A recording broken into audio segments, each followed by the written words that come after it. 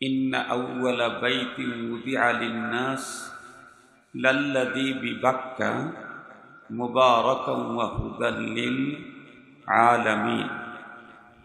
নিঃসন্দেহে প্রথম ওই ঘর যেটা মানুষের কল্যাণে সৃষ্টি করা তৈরি করা হয়েছে মক্কাতে, এটি হচ্ছে বরকতপূর্ণ এবং জগৎবাসীর জন্য হেদায়েতের ঘর।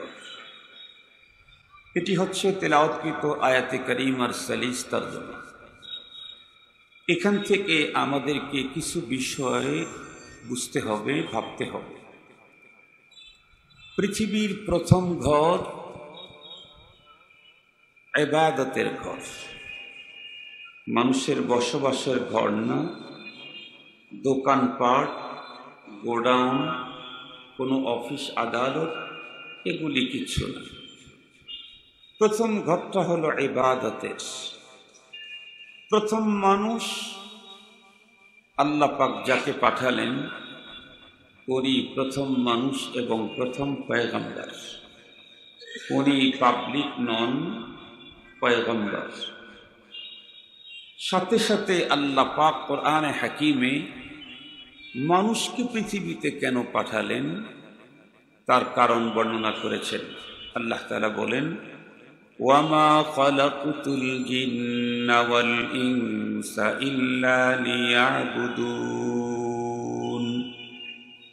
আমি জিন আর ইনসানকে একটা টার্গেট নিয়ে পাঠিয়েছি, সেটি হচ্ছে শুধুমাত্র, কেবলমাত্র, একমাত্র আমার ইবাদতের জন্য। রাসূল করিম সাল্লাল্লাহু আলাইহি ওয়াসাল্লাম ইরশাদ করেন, আদ-দুনিয়া খুলিকাত লাকুম ওয়া আনতুম খুলিকতুম লিল আখিরাহ। পৃথিবীতে যা কিছু দেখি আর না দেখি সকল সৃষ্টি মানব কল্যাণ, আর মানুষকে আল্লাহ পাক রিজার্ভ করে রেখেছেন তার ইবাদতের জন্য। মানুষ যাতে করে আল্লাহ পাকের ইবাদত যথাযথ করতে পারে, তথা মানুষকে আল্লাহ পাকের সাথে সম্পর্ক গড়াবার জন্য আল্লাহ পাক যুগে যুগে নবী এবং রসুল পাঠিয়েছেন। সমস্ত নবীগণের পৃথিবীতে বিআসতের উদ্দেশ্য বান্দাকে আল্লাহর সাথে জোড়ায় দেয়। বান্দাকে কার সাথে জোড়ানো বলেন ভাই? আল্লাহর সাথে জোড়ানো। আমরা প্রত্যেকেই জানি হযরতে মূসা আলাইহিস সালাম নবীদের ভিতরে একজন শক্ত মেজাজের নবী ছিলেন। পৃথিবীতে নবীগণের মেজাজ দুই রকমের ছিল, কেউ নরম, কেউ গরম। সাইয়েদিনা মূসা আলাইহিস সালাম নরম না গরম? কি পরিমাণে গরম! এক বনি ইসরাইলকে একজন ফেরাউন গোত্রের একজনকে থাপ্পড় দিয়েছে, তো সাথে সাথে সে দুনিয়া থেকে চলে গেছে। কেউ কেউ বলে থাকেন যে আজরাইল আলাইহিস সালামকেও নাকি থাপ্পড় একটা দিয়েছিলেন, তার চোখ নাকি একটা বের হয়ে গেছে। এতটাই কড়া। শুধু নবীগণ গরম আর নরম ছিলেন তাই না, সাহাবায়ে কেরামের ভিতরেও নরম গরম ছিলেন। বলেন তো দেখি, সাইয়েদনা ফারুক আজম খুব নরম, কি পরিমাণে গরম! মক্কার যত বড় লিডারই হোক, তার সামনে তার সিদ্ধান্তের বিরুদ্ধে কথা বলার সাহস কারোই ছিল না। হযরত ওমরের সিদ্ধান্তের বিরুদ্ধে কথা বলা মানে নিজের রক্ত নিয়ে খেলা করা।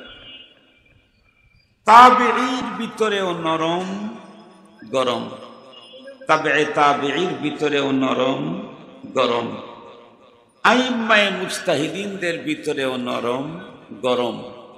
নরম গরমের সিলসিলা আস্তে আস্তে আজ পর্যন্ত আমার দেশেও যারা উলামায়ে কেরাম হক্কানি আছেন, তাদের ভিতরে কেউ নরম, কেউ এতটাই গরম যে অনেক বক্তা আধা ঘন্টা পর্যন্ত গরম বক্তৃতা দিয়ে এই পরিবেশকে যতটুকুন গরম করতে না পারে, একজন কারাবন্দী আলেমের নাম মুখ থেকে উচ্চারণ করতে তার চাইতে বেশি গরম হয়ে যায়। নাম জানি কি? মামুনুল হক। এর নাম বললে মুহূর্তের ভিতরে পুরা স্প্যান্ডেল আগুনের মতো হয়ে যায়। অথচ 2 বছরের অধিক কাল ধরে এই সিংহটি খাঁচায় বন্দী। এরপরে দিন যতই যাচ্ছে এর গরমের প্রভাব ওইখান থেকে মনে হয় প্রভাব ছাড়তেছে, আর সারা দেশের মুসলমানদের ভিতরে গরম আরো বেড়ে যাচ্ছে। এরকম মনে হয়। এক পাখি আছে না, ওই যে ডিম দিয়ে চলে আসে অতিথি পাখি, এখান থেকে নাকি নজর দেয় হাজার হাজার কিলোমিটার দূরে ওখানে বাচ্চা হয়। মামুনুল হকের মনে হয় এই জাতীয় কিছু আল্লাহ দিয়েছে। জেলখানায় আছে, নাই বক্তব্য, নাই কথা, নাই কোনো দর্শ, নাই কোনো ওয়াজ, কিন্তু যে কোনো মঞ্চে গিয়ে মামুন এই দন্তান্ন পর্যন্ত যাওয়ার আগে মা পড়ার পরে খালি মু বললেই গরম হয়, দন্তান্ন বলার আগেই গরম হয়। মুহতারাম হাজিরিন, নরম গরমের সিলসিলা একেবারে শুরু থেকেই আছে। আমরা কিন্তু আবার নরম। মুহতারাম হাজিরিন, যে কথা বলতেছিলাম, হযরতে মুসা পয়গম্বর গরম মেজাজি মানুষ। উনি একদিন পথ দিয়ে যাচ্ছেন, এক অতীব গণ্ডমূর্খ অশিক্ষিত মজজুব টাইপের আল্লাহ পাকের আশিক। উনি বসে বসে বলতেছেন, আল্লাহ, আমি যদি তোমাকে আমার কাছে পেতাম তাহলে তোমার মাথাটা ফাইন করে মেসেজ করে দিতাম।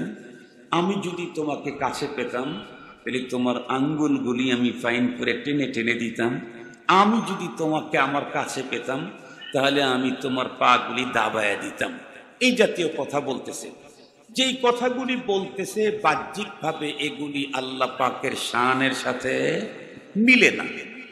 এই জাতীয় কথা পয়গম্বর সাইয়েদিনা মুসা আলাইহিস সালামের কানে যখন আসছে, বলেন তো দেখি, উনি কি নরম হয়ে যাবেন না গরম হবেন? উনি গরম হয়েছেন তো হয়েছেন, একটা ধমক লাগাইছে। যেই লোকের থাপ্পড়ে মানুষ মারা যায়, এই লোকের ধমকে মানুষ তো কমপক্ষে 3 ফুট ফাঁকে গিয়ে পড়ার কথা, নাকি বলেন? ধমকেই মানুষ দিগবাজি দিয়ে 2-4 ফিট দূরে যাওয়ার কথা। ওই লোকটা তো ভয়ে থরথর করে কাঁপতেছে, থেমে গেছে।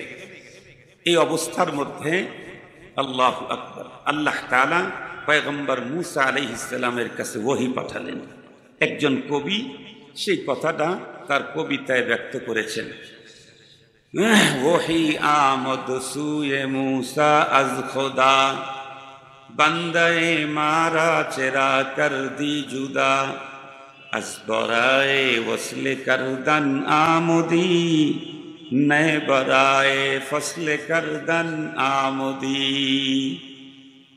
ওহী আসলো আর মুসা পয়গম্বরের কাছে, হে মুসা, আপনি আমার বান্দারে ধমক দিয়ে আমার থেকে দূরে সরাইলেন কেন? আমি তো দুনিয়াতে নবী পাঠাইছি আমার বান্দাদেরকে আমার সাথে জোড়ায়া দেওয়ার জন্য, তোড়ায়া দেওয়ার জন্য না। তো আমার সাথে জুড়েই ছিল, এক ধমক দিয়ে ওকে দূরে সরাইয়া দিলেন। এ ঘটনা বলার উদ্দেশ্য হলো, সমস্ত নবী রাসূল পৃথিবীতে আগমনের উদ্দেশ্য হলো বান্দাদেরকে কার সাথে জোড়ানো? আর একটু জোরে বলেন। আর এই লক্ষ্য নিয়েই পৃথিবীতে আমরা প্রেরিত হয়েছি। গাড়ি, বাড়ি, ব্যাংক ব্যালেন্স, চেয়ার পাওয়ার, দক্ষতা, যোগ্যতা, এই সেই এগুলি করার জন্য না।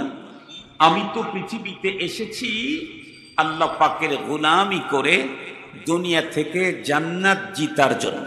আল্লাহ পাকের রাসূল এটা বলেন, আদ-দুনিয়া মাজরাআতুল আখিরাহ। আমরা যেমন প্রায় 2-4 দিন প্রতিদিন অথবা 2-4 দিন পর পরে বাজারে যাই। কেন? বাজারে না গেলে তো খাবার সামগ্রী পাবো না। বাজারে যায় মানুষ সদাই করার জন্য। সদাই যখন হয়ে গেল, কেউ বাজারে ঘুমায় না, দ্রুত গাড়ি গুড়ি নিয়ে পায়ে হেঁটে গন্তব্যে চলে আসে। আল্লাহ পাক আমাদের গন্তব্য বানিয়েছেন জান্নাত। এজন্য আব্বাজানকে তৈরি করে প্রথমে জান্নাতেই থাকতে দিয়েছিলেন। দেখায় দিলেন, বুঝায় দিলেন, পয়গম্বর আপনাদের জন্য জায়গা হলো এইটা। তবে এই জায়গাটা আপনাদেরকে একটু কষ্ট করে কামাই করতে হবে, ইনকাম করতে হবে। আর ইনকাম করার জন্যই আমি পৃথিবীতে পাঠিয়ে দিলাম। পৃথিবীতে এসেছি মূল টার্গেট গাড়ি বাড়ি, টাকা পয়সা, অর্থ সম্পদ, বিত্ত বৈভব, চেয়ার পাওয়ার, এগুলি আমাদের টার্গেট না। টার্গেট একটা, সেটা হলো পৃথিবী থেকে আল্লাহর জান্নাত জিততে চাই। কি বলেন? আল্লাহর জান্নাত জিততে চাই, এজন্য এখানে এসেছি। মুহতারাম হাজিরিন, এ কারণেই আল্লাহ পাক প্রথম ঘরটা তৈরি করেছেন, এমন ঘর যেই ঘরের মাধ্যমে আল্লাহর জান্নাত জিতা যায়, ইবাদতের ঘর। প্রথম মানুষটা পাঠাইছেন এমন মানুষ, যেই মানুষ তার কাছ থেকে শিক্ষা নিলে জান্নাত জিতা যায়, নবী। সুবহানাল্লাহ বললেন না? মুহতারাম হাজিরিন, তাহলে পৃথিবীর প্রথম ঘর আল্লাহর ঘর, ইবাদতের ঘর। প্রথম মানুষ পয়গম্বর, আমাকে পাঠানোর উদ্দেশ্য হলো জান্নাত জিতে নেওয়া। এখান থেকেই বোঝা গেল এই পৃথিবীর প্রত্যেকটি মুমিনের জীবনের সবচাইতে বড় টার্গেট হলো পরপারের জান্নাত, আল্লাহর সন্তুষ্টি। আর এটা অর্জন করার জন্য তার সবচাইতে উন্নত মানের স্থান হলো আল্লাহর ঘর। মুহতারাম হাজিরিন, পৃথিবীর প্রতিটি মানুষ আল্লাহ পাকের ঘরের দিকে তার দিলের মাইলান আছে এবং থাকবেই। কেন? কারি তৈয়ব সাহেব রহমাতুল্লাহি আলাইহি খুতুবাতে হাকিমুল ইসলামের ভিতরে লিখেছেন, পৃথিবীর মূল 4 উপাদান, আব ও আতিশ, খাক ও বাদ, আগুন, পানি, মাটি, বাতাস। এই 4টার মধ্যে প্রথম সৃষ্টি হলো পানি। তাম পৃথিবীতে শুধু পানি আর পানি ছিল। যদি জিজ্ঞেস করেন পানি কার উপরে ছিল, এটা মালিক জানেন। পানি আর পানি ছিল। পানির স্বভাব হলো সমতা, আদল, ইনসাফ প্রতিষ্ঠা করা। পানি এক অঞ্চল উঁচু আর এক অঞ্চল নিচু থাকতে চায় না, এর সমতল থাকতে চায়। কিন্তু আজকের খানায় কাবাটা যেখানে, অতটুকুন এরিয়ার পানিটা কুদরতিভাবেই উঁচা ছিল। পানির এক অংশ যদি উঁচা হয় আর এক অংশ যদি নিচু হয়, তাহলে পরস্পরের সংঘর্ষ লাগবেই। যেই সংঘর্ষ লেগেছে, পানির পরস্পরের সংঘর্ষে ফেনা তৈরি হয়। এই ফেনা থেকে সর্বপ্রথম আল্লাহ পাক এক ইট পরিমাণ মাটি তৈরি করেন, যেই মাটিটা খানায় কাবার মাটি। এরপরে এই মাটিকে বিস্তৃত করতে করতে আজকে তামাম পৃথিবীর 7 তবক জমিন আল্লাহ পাক তৈরি করেছেন। আর এই মাটি দিয়েই প্রথম আদম আলাইহিস সালামকে তৈরি করা হয়েছে। কুল্লু শাইইন ইয়ারজিউ ইলা আসলিহি, প্রতিটি জিনিস তার মূলের দিকেই ধাবিত হয়। আমরা যেহেতু মাটি দিয়ে তৈরি, আর সমস্ত মাটি খানায় কাবার মাটির বিস্তৃত অংশ, সঙ্গত কারণে প্রতিটি মানুষের জন্মগতভাবেই তৈরির দিক থেকেই এই খানায় কাবার প্রতি দুর্বলতা থাকবেই। খানায় কাবার মাধ্যমে প্রত্যেকটি আল্লাহর ঘরের প্রতি মানুষের দুর্বলতা থাকবেই। বিশেষ করে এই পৃথিবীর যেই মানুষগুলি তাদের স্রষ্টা আল্লাহকে মানে, তাদের চূড়ান্ত দুর্বলতা, সর্বাধিক দুর্বলতা, সবচাইতে বেশি দুর্বলতা আল্লাহর প্রতি, রসুলের প্রতি, দ্বীনের প্রতি। কোরআনে পাকে আল্লাহ তাআলা তো বলেই দিয়েছেন, কুল ইন কানা আবাউকুম ওয়া আবনাউকুম ওয়া ইখওয়ানুকুম ওয়া আজওয়াজুকুম ওয়া আশীরাতুকুম ওয়া আমওয়ালুন ইকতারাফতুমুহা ওয়া তিজারাতুন তাখশাউনা কাসাদাহা ওয়া মাসাকিনু তারদাউনাহা আহাব্বা ইলাইকুম মিনাল্লাহ أحب إليكم من الله ورسوله وجهاد في سبيله فتربصوا حتى يأتي الله بأمره والله لا يهدي القوم الفاسقين। আল্লাহ পাক বলেন, 8টা বস্তুর কথা উল্লেখ করে বলেছেন, যেই 8 বস্তুর পিছনে মানুষের লোভ লালসা সবচাইতে বেশি হয়। এই 8 বস্তুর কথা উল্লেখ করে বলেছেন, এই 8 বস্তুর চাইতে পরবর্তী উল্লেখিত 3 বস্তুর কথা বলেন, এই 3টার মায়া তোমার অন্তরে বেশি না হলে তোমাকে আল্লাহর আযাবের অপেক্ষায় থাকতে হবে। যেই 3 বস্তুর মায়া আমার অন্তরে বেশি বসাইতে হবে, তার মধ্যে 1 নাম্বার আল্লাহ, 2 নাম্বার রাসূলুল্লাহ, 3 নাম্বার জিহাদ ফি সাবিলিল্লাহ।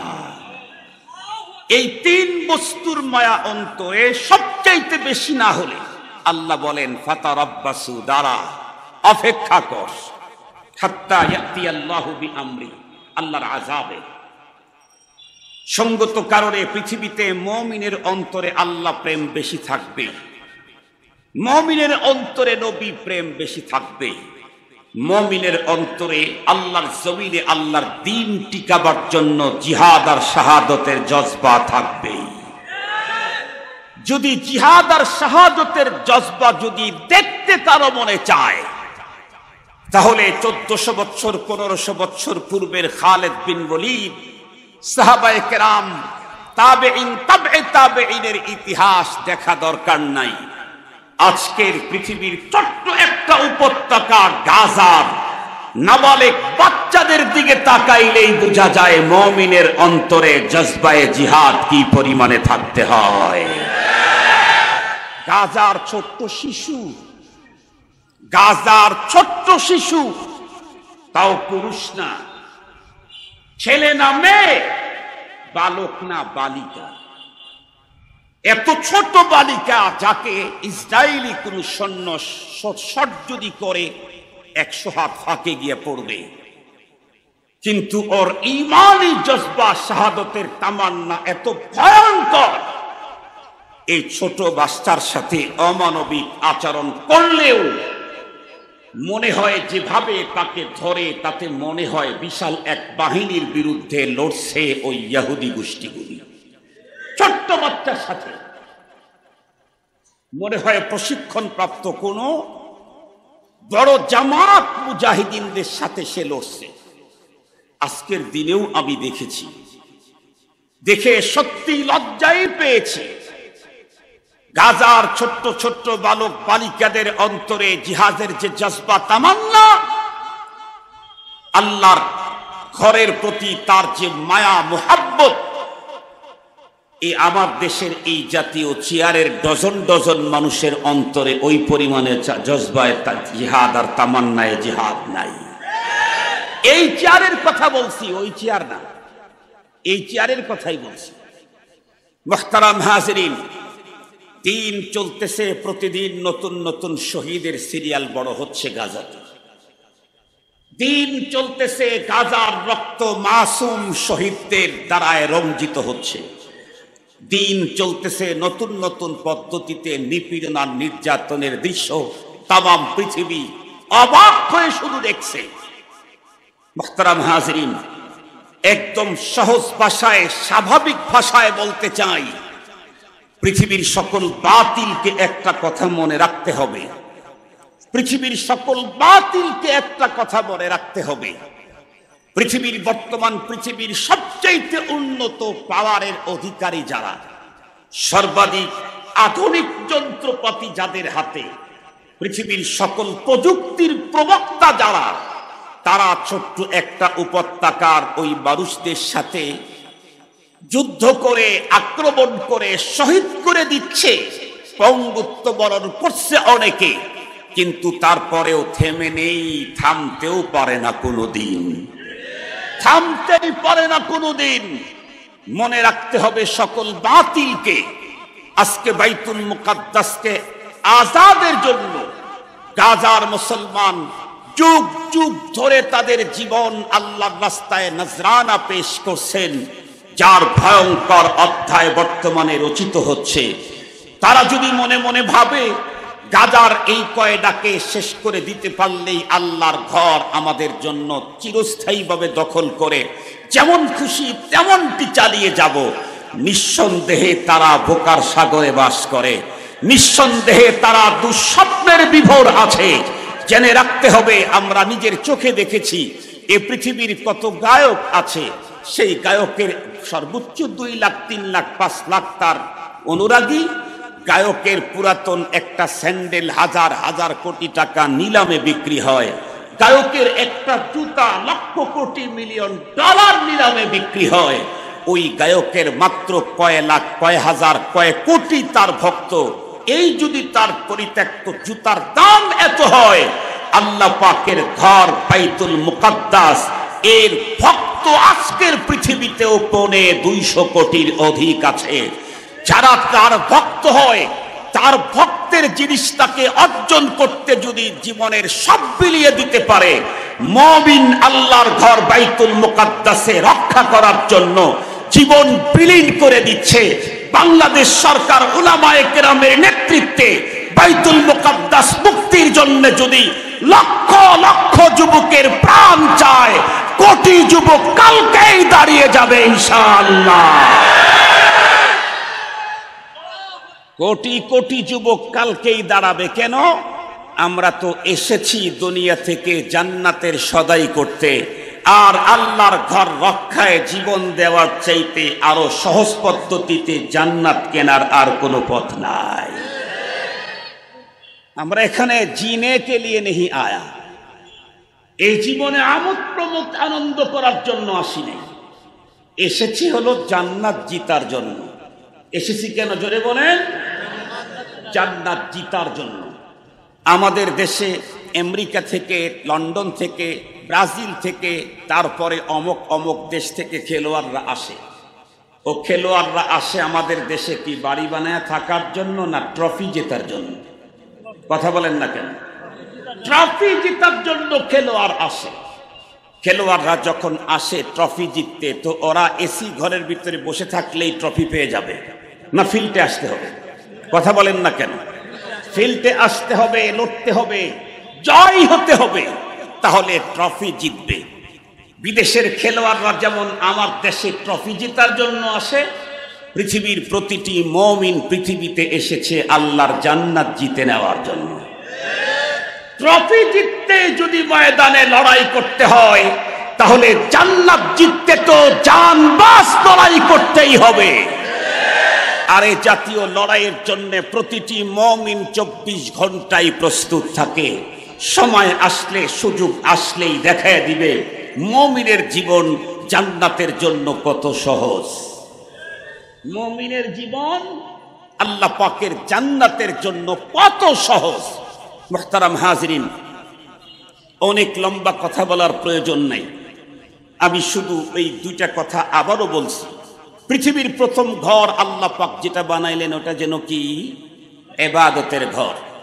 দ্বিতীয় নম্বরের ঘর, এটাও ইবাদতের, বাইতুল মুকাদ্দাস। বাইতুল্লাহর পরে নির্মিত হয়েছে বাইতুল মুকাদ্দাস। নবীজির এক সাহাবী জিজ্ঞাসা করছেন, সম্ভবত মুসলিম শরীফ না বুখারী শরীফের হাদিস। নবীজি জিজ্ঞাসা করলেন, সাহাবী জিজ্ঞাসা করলেন, নবীজি 2 ঘরের তৈরিতে ব্যবধান ছিল কত বছর? নবীজি বলেন 40 বছরের ব্যবধান। কয় বছরের? 40 বছরের ব্যবধান। আপনারা বলেন তো দেখি, আমাদের এই অঞ্চলে যদি এমন হয়, বাবা চেয়ারম্যান ছিল, এরপরে ছেলে চেয়ারম্যান, এরপরে নাতি ওই চেয়ারম্যান, তার পরবর্তী প্রজন্ম এই পথটাকে ধরে আবদিহি লাইলাম মিনাল মসজিদিল হারাম ইলাল মসজিদিল আকসা আল্লাযী বারাকনা হাওলাহু আল্লাযী বারাকনা হাওলাহু। আল্লাহ পাক বলেন, আমি পবিত্রতম ওই সত্তা যিনি তার গোলামকে, বান্দাকে বাইতুল্লাহ থেকে বাইতুল মুকাদ্দাস পর্যন্ত সফর করাইছেন রাত্রের কিছু অংশে। কেন? কোন বাইতুল মুকাদ্দাস? বারাকনা হাওলাহু, যে বাইতুল মুকাদ্দাসের চতুর্দিকে বরকত দিয়ে আমি ভরে রেখেছি। সুবহানাল্লাহ বলেন। যে বাইতুল মুকাদ্দাসে সমস্ত পয়গম্বরদেরকে আল্লাহ পাক একত্রিত করে আমার পয়গম্বরকে দিয়ে নামাজের ইমামতি করাইছেন। সুবহানাল্লাহ বলেন।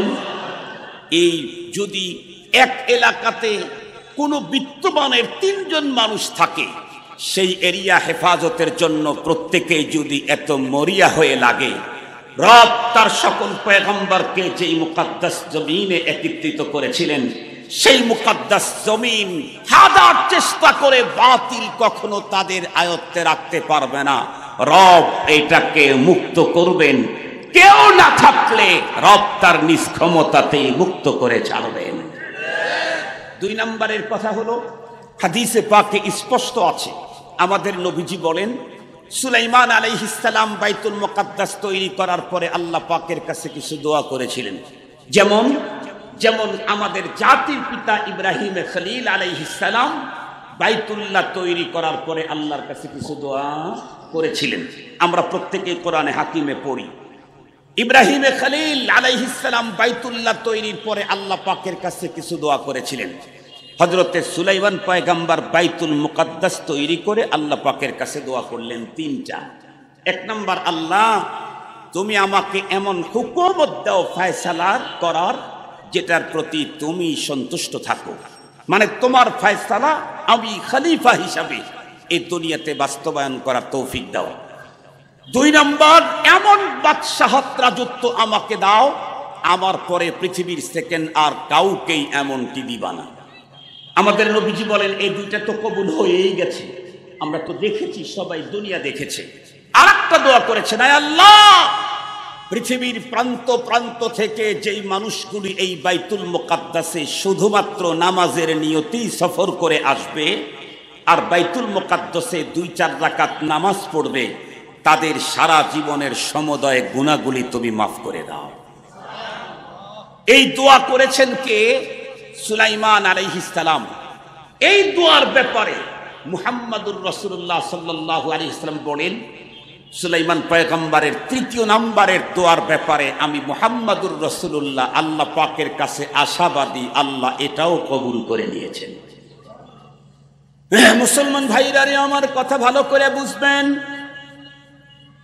এছাড়া অন্য আরেকটা হাদিসের ভিতরে এসেছে, আল্লাহর পয়গম্বর বলেছেন পৃথিবীর 3টা মসজিদের জন্য সফর করার অনুমতি শরীয়তে আছে। পৃথিবীর মানুষদেরকে যেই মসজিদের জন্য সফর করার অনুমতি আল্লাহ পাক দিলেন, এই মসজিদগুলা যদি অন্যদের দখলে থাকে তাহলে ওই জায়গায় মুসলিমকে অনুমতি দেওয়ার তর্জমা থাকে নাকি? তাহলে তো কোনো তর্জমাই থাকে না। সঙ্গত কারণেই নিশ্চিতভাবে ওভার 100 আমি বলতে পারি আল্লাহ পাকের উপরে ভরসা রেখে বাইতুল মুকাদ্দাস ক্ষণিকের জন্য এদিক সেদিক করতে পারলেও দীর্ঘদিন পর্যন্ত বাইতুল মুকাদ্দাসকে কন্ট্রোল করার পাওয়ার অধিকার শক্তি পৃথিবীর কোনো বাতিলের জীবনেও হবে না।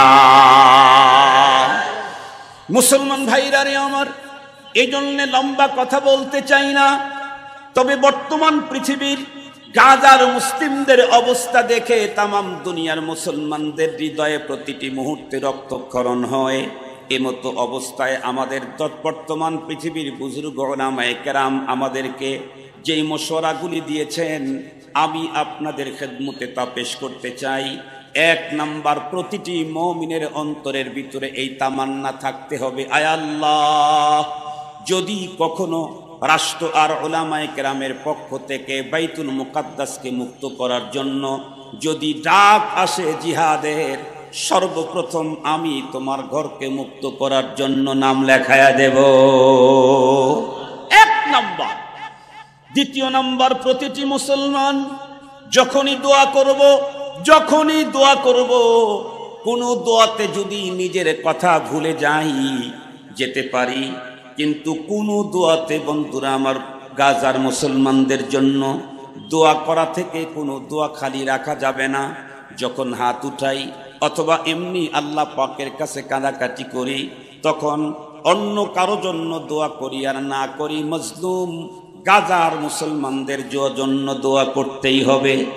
3 নাম্বার, যদি কখনো গাজার মজলুম পীড়িত শহীদ সহ আক্রান্ত মুসলিম নারী পুরুষের সহযোগিতার জন্য যদি কখনো কোনো ডাক আসে, তাহলে এর জন্যে আমি সর্বপ্রথম এমন প্রস্তুত থাকব, এমন যদি হয় আমার 2টা মাত্র পরনের লুঙ্গি আমি প্রয়োজনে একটা বিক্রি করে আরেকটা দিয়ে সতর থেকে অন্য আরেকটা টাকা গাজার মুসলমানদের সাহায্যের জন্যই পাঠিয়ে দেব।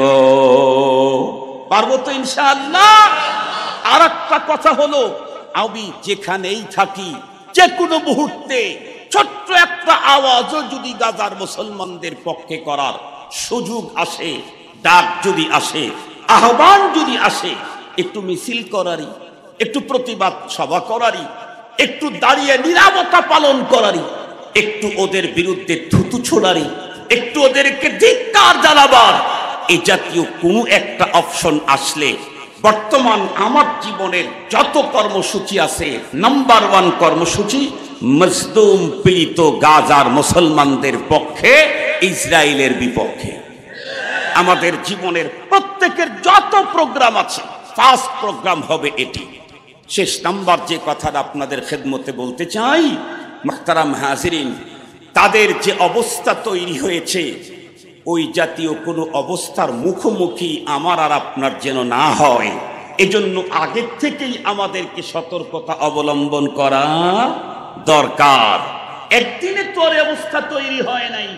তারা যেমন ওদেরকে একটু জায়গা করে দিয়েছিল, অত্যন্ত ভিক্ষুকের মতো বিনয়ের সাথে কিছু শব্দ বলে তাদের কাছে জায়গা চেয়ে নিয়েছিল, আজকে যেমন জবরদখল করে বাড়িওয়ালার উপরে নির্যাতনের মতো অত্যন্ত ন্যাক্কারজনক ঘৃণিত কাজ করছে ওরা। এই জাতীয় কোনো অবস্থা আমার দেশের কেউ যেন কখনো আমাদের উপরে করতে না পারে, এ ব্যাপারে আমাদেরকে সজাগ দৃষ্টি রাখতে হবে। আল্লাহ পাক আমাদের সকলকে আলোচিত কথা বুঝা, এর উপরে আমল করার তৌফিক দান করুক। জোরে বলেন আমিন। আর একটু জোরে বলেন আমিন। সর্বশেষ কথা হলো, মনে রাখবেন, নবীর যুগে নবীকে বাদ দিয়ে কেউ আল্লাহর পথ খুঁজে পায় নাই। নায়েবে নবী উলামায়ে কেরামদের জামাতকে বাদ দিয়ে পৃথিবীর কোনো মানুষ জান্নাতে যাওয়ার পথ পেতে পারে না।